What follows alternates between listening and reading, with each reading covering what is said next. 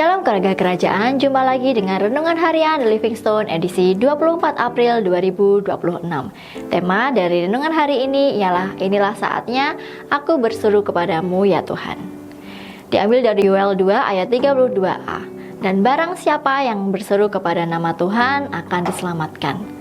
Salah satu prinsip kehidupan yang pasti bahwa kita tidak akan pernah berada di tempat yang sama. Entah kita menjadi lebih baik atau menjadi lebih buruk. Penulis sudah bergereja selama puluhan tahun, tetapi akhir-akhir ini penulis sedang bergumul. Ada dua pendeta yang penulis kagumi. Itu terbukti dengan penulis punya semua buku karya mereka. Pendeta yang biasanya menjadi panutan pun dapat jatuh ke dalam dosa. Sejak itu, penulis merasa enggan membeli buku rohani. Namun, belum lama ini, penulis terberkati ketika mendengar khotbah dengan tema mengasihi orang yang sulit dikasihi. Sungguh itu suatu peringatan bagi penulis agar tidak terlalu asyik dalam keegoisan, tetapi harus terus peduli bagi yang lain.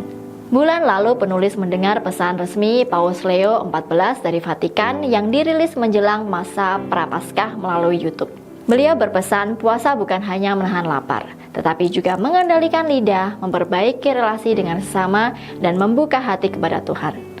Berpuasalah bukan hanya dari makanan, tetapi juga dari kata-kata yang melukai. Berpuasalah dari kemarahan dan gantilah dengan kelembutan. Berpuasalah dari sikap pesimis dan isi hidupmu dengan harapan. Berpuasalah dari kekhawatiran yang berlebihan dan belajarlah percaya kepada Tuhan. Berpuasalah dari keluhan dan temukan rasa syukur. Berpuasalah dari ketegangan dan biarlah damai memenuhi hatimu.